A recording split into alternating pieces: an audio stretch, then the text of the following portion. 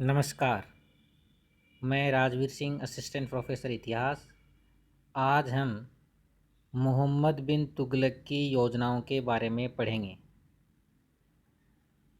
जियाउद्दीन बर्नी के अनुसार मोहम्मद बिन तुगलक की 5 प्रमुख योजनाएं थी।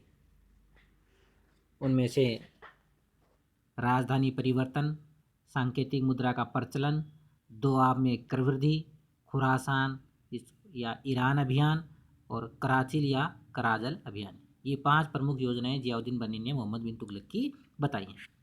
उसमें से पहली योजना राजधानी परिवर्तन का अध्ययन आज हम इस वीडियो में करेंगे। सुल्तान ने दिल्ली से देवगिरी राजधानी परिवर्तित करने का निर्णय लिया। मोहम्मद बिन तुगलक ने निर्णय लिया कि राजधानी को दिल्ली से हटा करके देवगिरी ले जाएंगे। देवगिरी को कुतुब उल इस्लाम भी कहा गया है। अगर आपसे पूछ लिया जाए कि कुतुब उल इस्लाम किसको कहा गया है, तो देवगिरी को कहा गया है। एक शासक हुए कुतुबुद्दीन मुबारक खिलजी, उन्होंने देवगिरी का नाम कुतुबाबाद देवगिरी का नाम कुतुबाबाद रखा था। तो देवगिरी का नाम कुतुबाबाद रखने वाले कौन थे? कुतुबुद्दीन मुबारक खिलजी। और यहाँ उन्होंने एक टकसाल भी बना दी थी। देवगिरी का वर्तमान में जो नाम है वो दौलताबाद है। इसको वर्तमान में क्या कहा जाता है? दौलताबाद कहा जाता है। राजधानी परिवर्तन पर बर्नी ने लिखा, जियाउद्दीन बर्नी ने स्टेटमेंट दिया राजधानी परिवर्तन पर कि नगर इतनी बुरी तरह उजाड़ दिया गया कि नगर की इमारतों, महलों और आसपास के इलाकों में एक बिल्ली या कुत्ता तक नहीं बचा। अर्थात सभी को लेकर के देवगिरी गया। इब्न बतूता ने कहा, राजधानी परिवर्तन पर इब्न बतूता ने कहा कि एक अंधे को घसीटकर दिल्ली से दौलताबाद लाया गया और एक सस्यागत लंगड़े को पत्थर फेंकने के यंत्र द्वारा वहां फेंका गया। इसका कहने का मतलब भी यही है कि दिल्ली के सभी लोगों को देवगिरी जाने के लिए विवश किया गया। अब राजधानी परिवर्तन के कारण, तो मोहम्मद बिन तुगलक दिल्ली सुल्तानों में प्रथम सुल्तान था जिसने उत्तरी और दक्षिणी भारत के मध्य प्रशासनिक और सांस्कृतिक एकता बनाए रखने का प्रयत्न किया। उसका मुख्य उद्देश्य ये था कि उत्तरी और दक्षिणी भारत है उसके मध्य प्रशासनिक और सांस्कृतिक एकता बनाए, दोनों भारत के जो भाग हैं उनमें मेलजोल बढ़ाया जाए। इसके लिए उन्होंने जो साम्राज्य के बीच में स्थान था देवगिरी, उसको चुना और उसको अपनी राजधानी बनाया, ऐसा माना जाता है। ये एक प्रमुख कारण माना जाता है राजधानी परिवर्तन करने का। अब विभिन्न विद्वानों के अनुसार राजधानी परिवर्तन के कारण है, तो वो कारण हमें ध्यान रखने की। कई बार आ जाता है कि मोहम्मद बिन तुगलक के राजधानी परिवर्तन के कारण, तो सब विद्वानों ने अपने अपने अलग अलग कारण बताए हैं, तो अपने को विद्वानों के नाम के अनुसार ही वो कारणों को ध्यान में रखना है। जियाउद्दीन बर्नी के अनुसार साम्राज्य के केंद्र में होने के कारण देवगिरी को राजधानी बनाया। उसका मानना था कि जो दक्षिणी भारत है और जो ये उत्तरी भारत है, इन दोनों के बीच में होने के कारण देवगिरी को राजधानी बनाया गया। ये बर्नी ने कहा था, क्योंकि मोहम्मद बिन तुगलक का राज्य विस्तार बहुत ज़्यादा हो गया था। अगर सल्तनत काल में बात करें तो सबसे अगर कोई बड़ा साम्राज्य किसी का था तो वो मोहम्मद बिन तुगलक का उत्तरी और दक्षिणी भारत में भी बहुत दूर तक फैला हुआ था। और अलाउद्दीन खिलजी ने तो क्या किया था कि दक्षिणी भारत के राज्यों को जीता और उनसे वो उपहार आदि लिए और समय समय पर वो उसको भेंट, उपहार और कर भेजते रहते थे और उनके राज्य उसने वापस लौटा दिए थे। लेकिन मोहम्मद बिन तुगलक ने दक्षिण के अधिकांश राज्यों को अपने राज्य में मिला लिया था।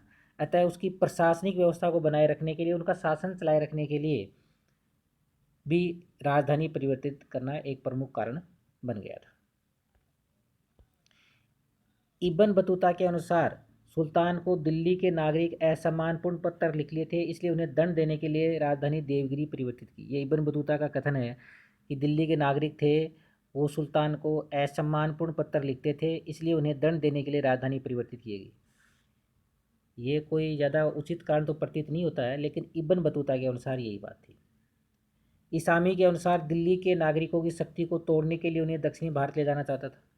ईसामी ये ने कहा कि जो मोहम्मद बिन तुगलक है वो दिल्ली के नागरिकों की शक्ति को तोड़ना चाहता था, क्योंकि दिल्ली में रहते हुए बहुत लंबे समय से वो एक दूसरे के नज़दीक आ गए थे और एक संगठन बन गया था उनका। तो उस संगठन को तोड़ने के लिए उनको दिल्ली से देवगिरी ले जाया गया, दौलताबाद ले जाया गया। डॉक्टर मेहंदी हुसैन के अनुसार वह दौलताबाद को मुस्लिम संस्कृति का केंद्र बनाना चाहता था, इसलिए वह राजधानी को परिवर्तित करके ले गया।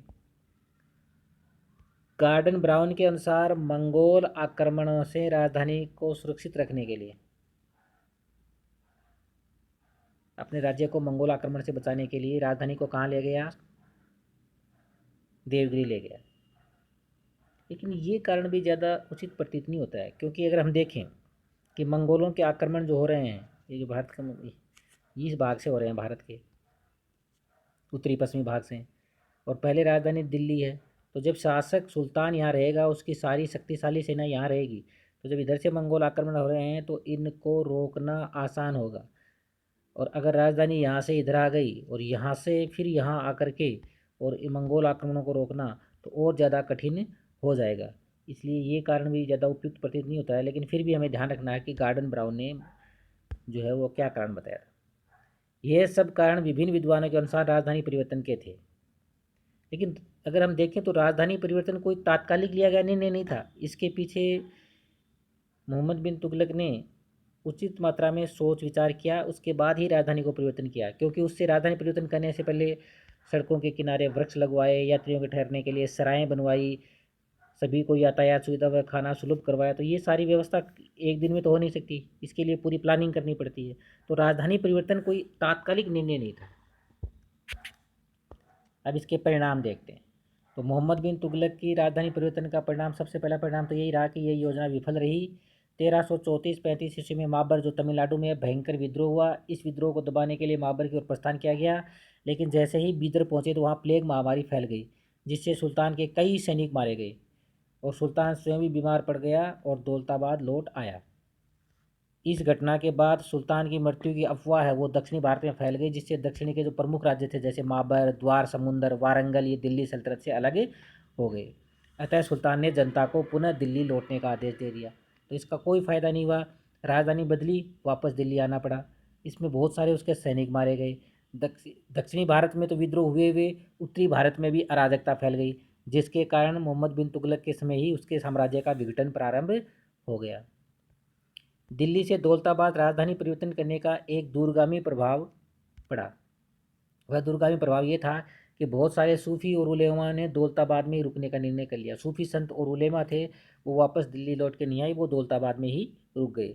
फलस्वरूप दौलताबाद इस्लामी शिक्षा और ज्ञान का केंद्र बन गया, जिससे बहमनी सुल्तान लाभान्वित हुए। तो ये इस्लामी शिक्षा और ज्ञान का केंद्र बन गया दौलताबाद। और मोहम्मद बिन तुगलक के समय ही दक्षिण में बहमनी साम्राज्य की स्थापना हो गई थी। तो वो जो बहमनी शासक हैं उनका केंद्र दौलताबाद रहा और उनको इससे बहुत ज़्यादा लाभ हुआ। शेख निजामुद्दीन औलिया के शिष्य थे शेख बुरहानुद्दीन गरीब, जिन्हें मोहम्मद बिन तुगलक ने राजधानी परिवर्तन के समय दौलताबाद जाने के लिए विवश किया था। बाद में उन्होंने दौलताबाद को ही अपनी शिक्षा का केंद्र बना लिया। जब उनको दिल्ली से दौलताबाद ले जाया गया तो वो वहीं वापस लौट कर दिल्ली नहीं आए, दौलताबाद ही रुक गए और अपनी शिक्षा का केंद्र बना लिया। दक्षिणी भारत में चिश्ती सिलसिले की नींव शेख बुरहानुद्दीन ने ही रखी थी। दक्षिणी भारत में चिश्ती सिलसिले की नींव रखने वाला कौन था? शेख बुरहानुद्दीन। और भारत में चिश्ती सिलसिले की नींव कौन था? शेख निजामुद्दीन औलिया।